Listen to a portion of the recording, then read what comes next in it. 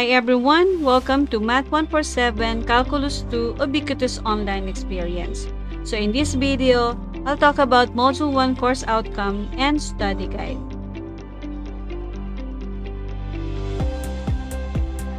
Okay, the next slide shows the weekly study guide, which consists of 3 components.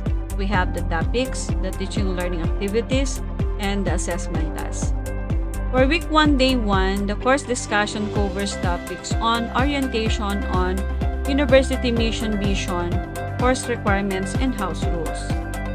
For the teaching learning activities, we include the micro-video lectures on university policies and course orientation.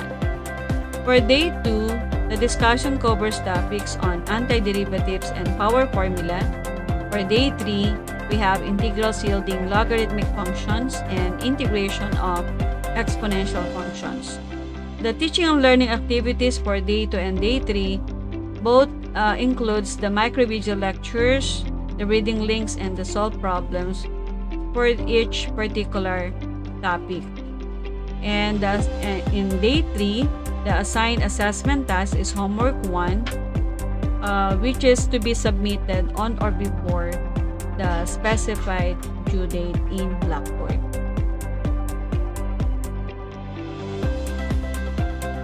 Okay, in week 2, day 1, the discussion covers topics on integration of trigonometric functions. In day 2, we have the integration of hyperbolic functions and integration yielding inverse trigonometric functions. In day 3, the discussion covers topics on integration by trigonometric transformation, and the teaching learning activities where each topic includes the micro-video lectures, the reading links, and the solve problems. The assigned assessment task for this week, which is located in day 3, is the problem set number 1. Again, this assessment task should be submitted on or before the due date specified in Blackboard. In week 3, day 1, the discussion covers topics on integration by parts. On day 2, we have the integration by algebraic substitution and half-angle substitution.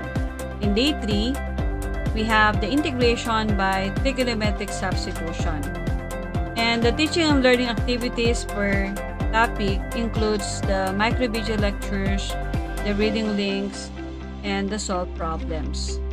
The assigned assessment task in day 3 is homework 2, and this must be submitted on or before the specified date. For week 4, day 1, the discussion covers topics on integration of rational functions by partial fractions with linear factors in the denominator.